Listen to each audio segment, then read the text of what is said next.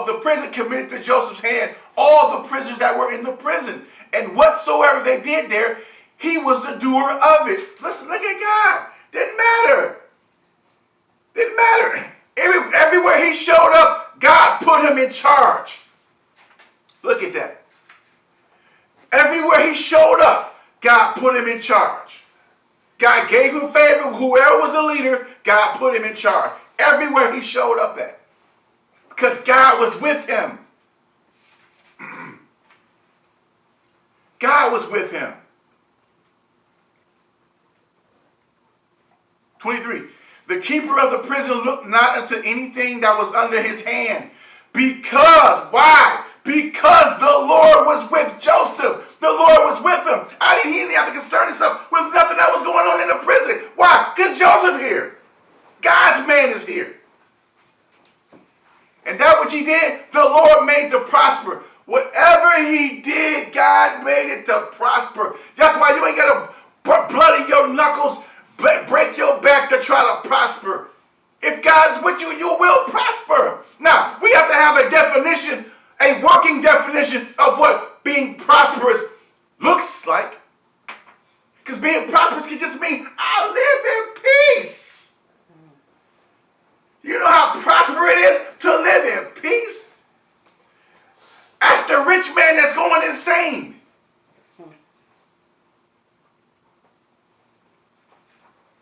When God's prospering, you don't necessarily mean you're going to have $1 million. Prosperity is not only money. Prosperity is peace. Prosperity is joy. Prosperity is being used by God.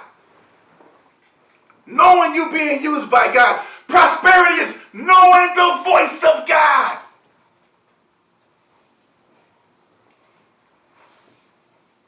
Prosperity is obeying that voice.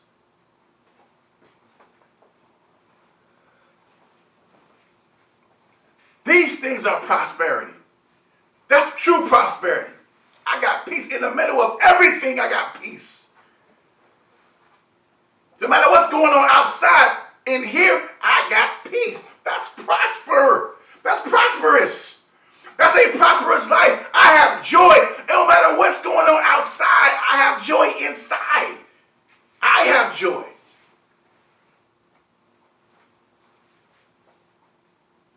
And those connected to me is going to prosper with the same stuff I got because God is with me. When God is with you,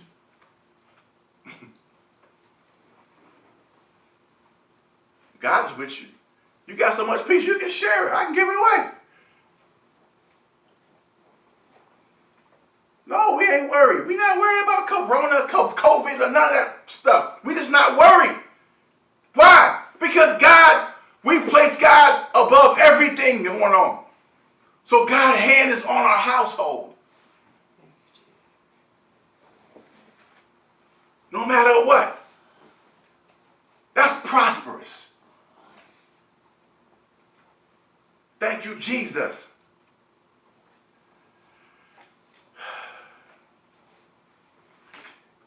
And it came to pass after these things that the butler of the king of Egypt and his baker had offended their lord, the king of Egypt. And Pharaoh was wroth against his two officers, against the chief of the butlers and against the chief of the bakers.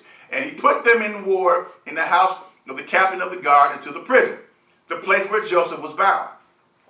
And the captain of the guard charged Joseph with him, and he served them, and they continued a season in ward. And they dreamed a dream, both of them, each man his dream in one night, each man according to the interpretation of his dream, the butler and the baker of the king of Egypt, right, which were bound in prison. Verse 6, 40 and 6. And Joseph came unto them in the morning and looked upon them, and behold, they were sad.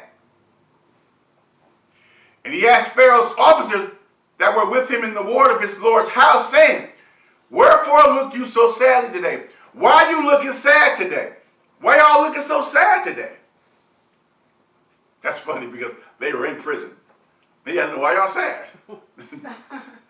That's the kind of place you can be in with God. I don't know where I'm at. What y'all tripping for? We alive. God with us. In prison. He asking them, why y'all sad in prison? Man, praise the Lord. Hey, and they said to him, we have dreamed a dream, and there is no interpreter of it. And Joseph said to them, do not interpretations belong to God? Tell me then, I'll pray you.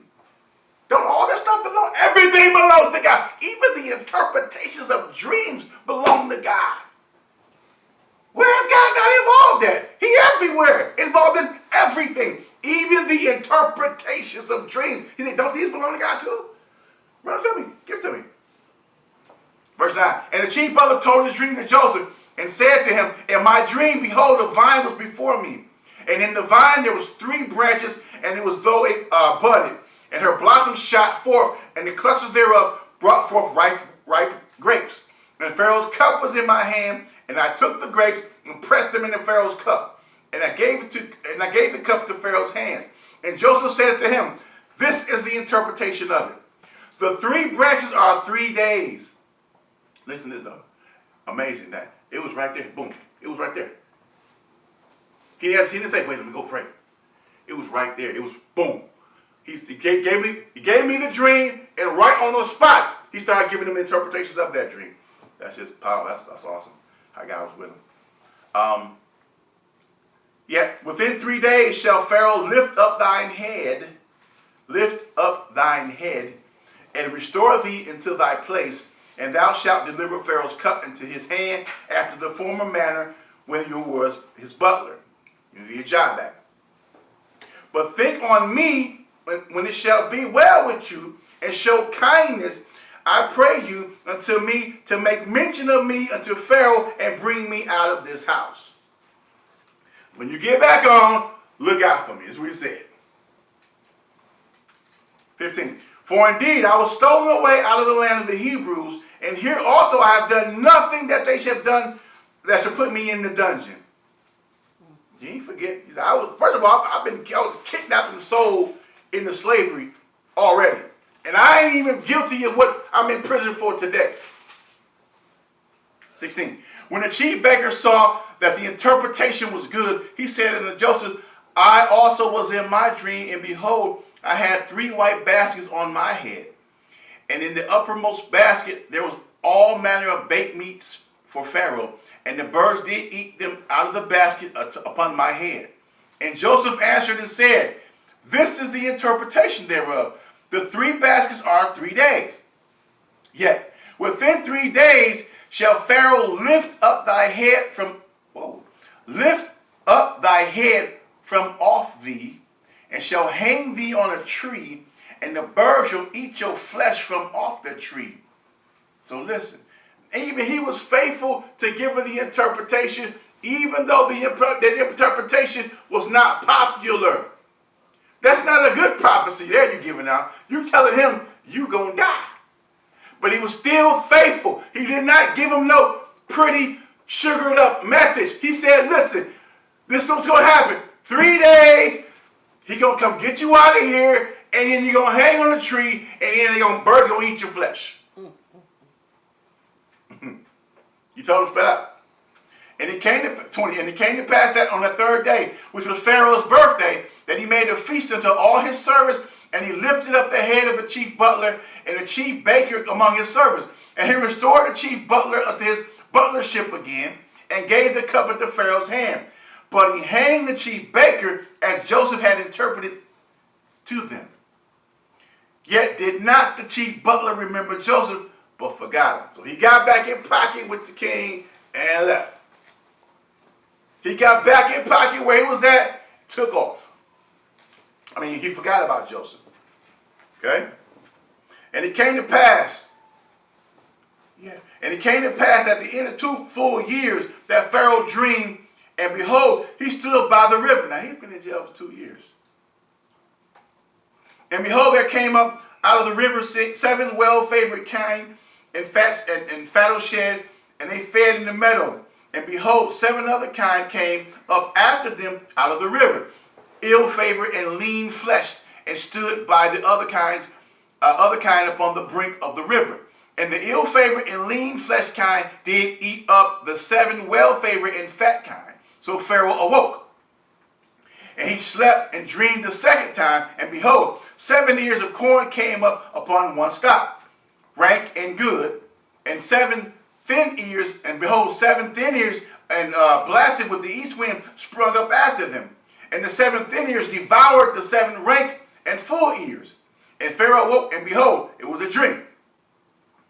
And it came to pass in the morning that his spirit was troubled, and he sent and called for all the magicians of Egypt, and all the wise men thereof, and Pharaoh told them his dream.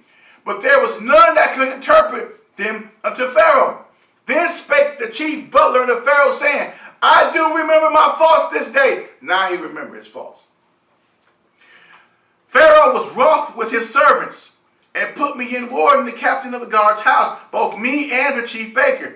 And we dreamed a dream in one night. I and he, we dreamed each man according to the interpretation of his dream. And there was with us a young man, a Hebrew, a servant to the captain of the guard. And we told him, and he interpreted to us our dreams. To each man according to his dream did he interpret. And it came to pass as he interpreted to us. So it was. Me he restored into my office, and him he hanged. Then Pharaoh sent and called Joseph, and they brought him hastily out of the dungeon, and shaved himself, and changed his raiment, changed his clothes, and came into Pharaoh. And Pharaoh said to Joseph, I have dreamed a dream, and there is none that can interpret it. And I have heard say of you that you can understand a dream to interpret it. And Joseph answered Pharaoh, saying, it is not me. God shall give Pharaoh an answer of peace. Listen, he was also humble. He could have took credit. He said, it's not me. It's not me doing it. It's God. It's not me. It's God.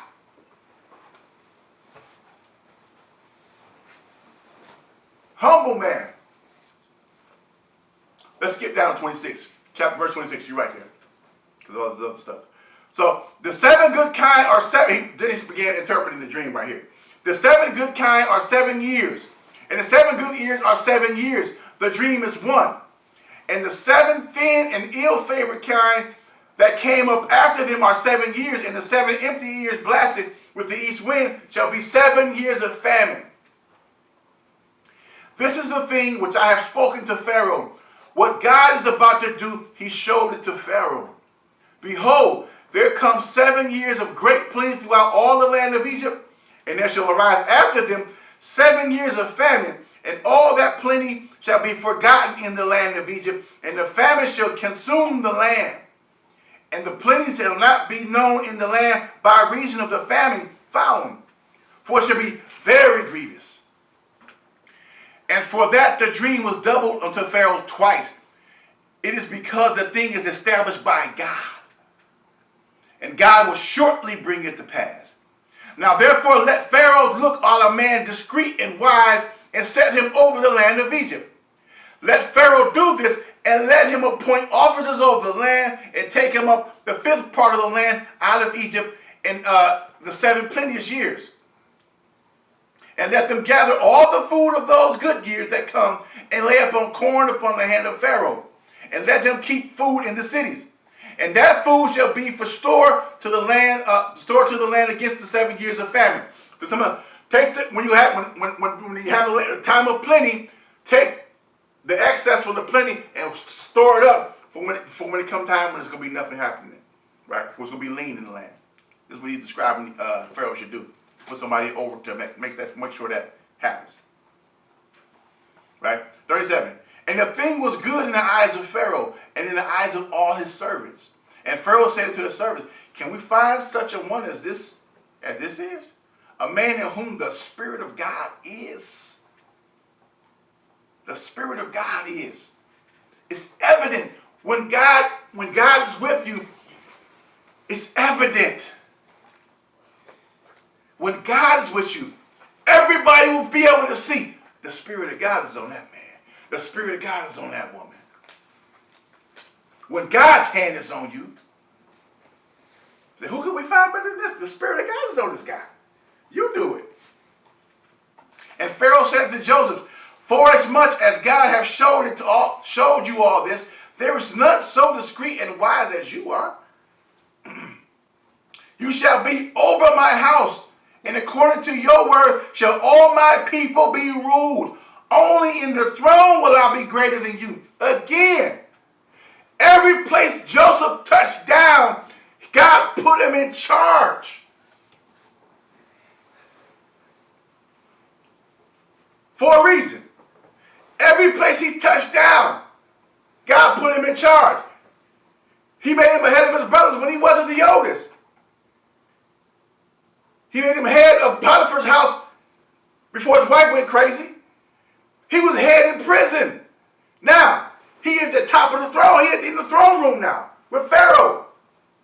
Pharaoh said, you run everything. Only the throne is, only me, because I'm on the throne, is greater than you. You take it over. We run everything.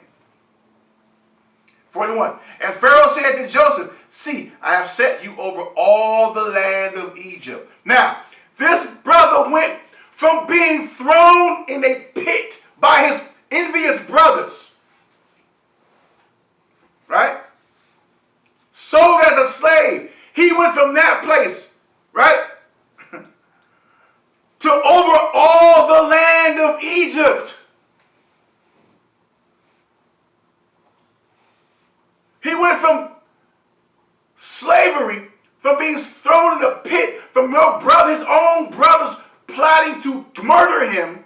He went from that place to over all of Egypt, the entire country, because God was with him.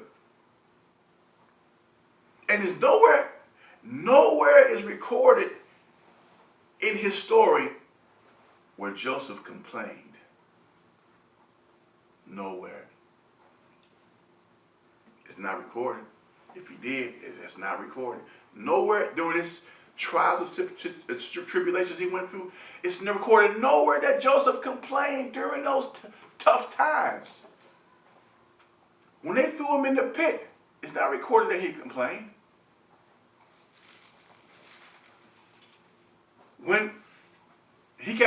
When he was in Potiphar's house, his wife kept coming at him. He didn't complain. He didn't even go to Pharaoh. He didn't even go to Potiphar and say, man, your wife, get your wife, bro. He didn't even do that. He went to prison. He didn't complain.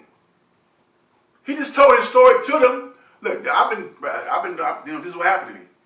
When you get out, look out. He didn't complain. He didn't complain. So how can you do that? How is that possible? How is it possible that you can go through all those things unjustly? Now, I can see if you a crook and life is hitting you because you're a crook or you wicked and you evil and you acting out in that way, right? You don't want God, you don't love God, you're just doing you and stuff is happening to you.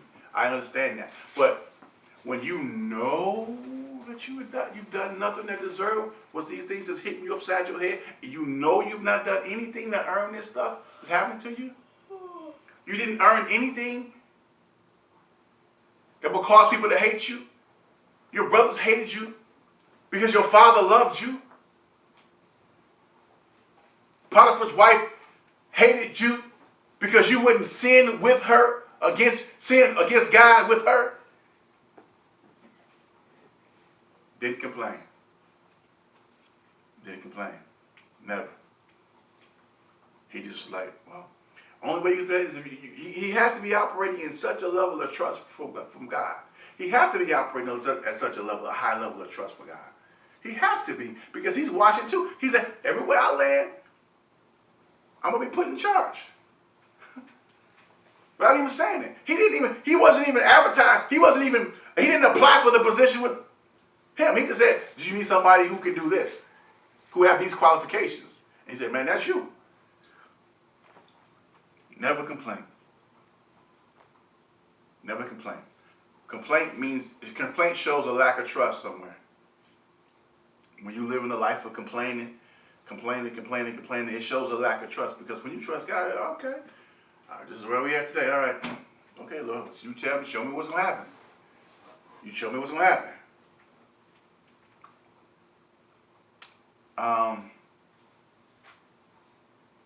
Yeah, and Pharaoh took 42. And Pharaoh took off his ring and put it on his hand and put it upon Joseph's hand and arrayed him in vestures of fine linen and put a gold chain around his neck. Gave him the gear he needed. We're gonna skip ahead too, because I'm in here all night. Ooh, I hope I get to it.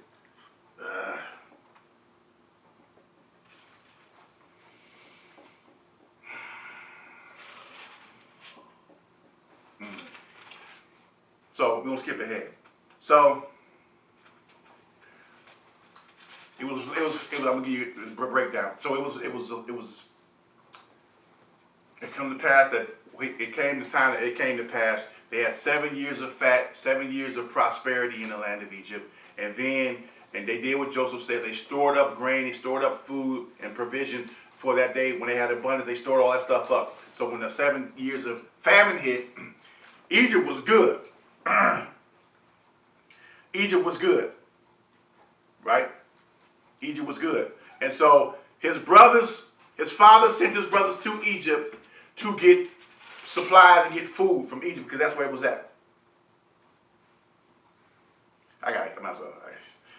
Go to chapter 43. And the famine was sore in the land, and it came to pass, when they had eaten up the corn which they had brought out of Egypt, their father said to them, "Go again, buy us a little food."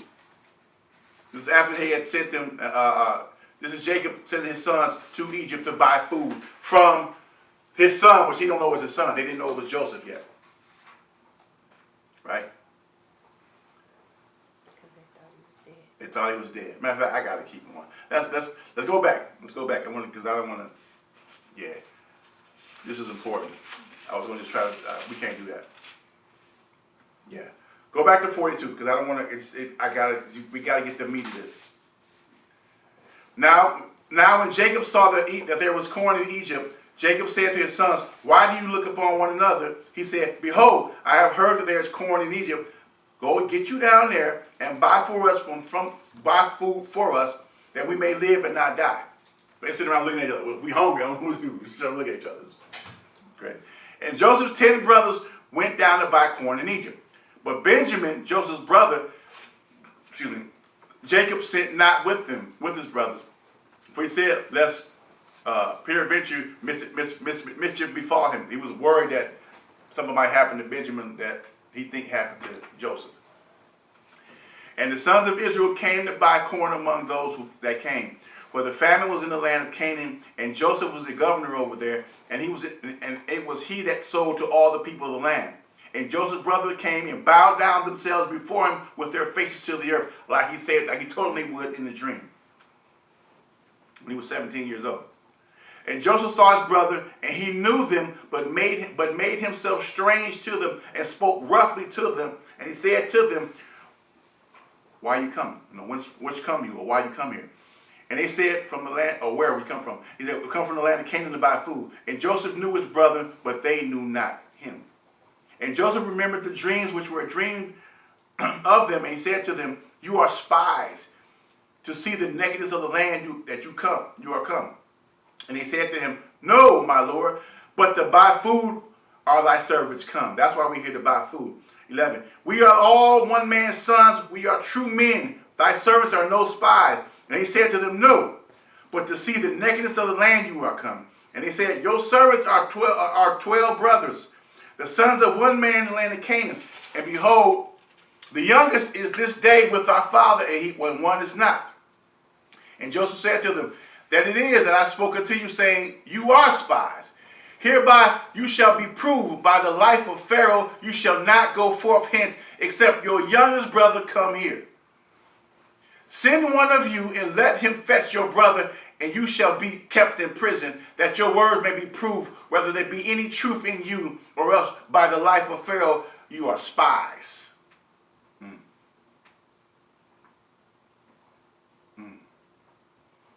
So, yeah.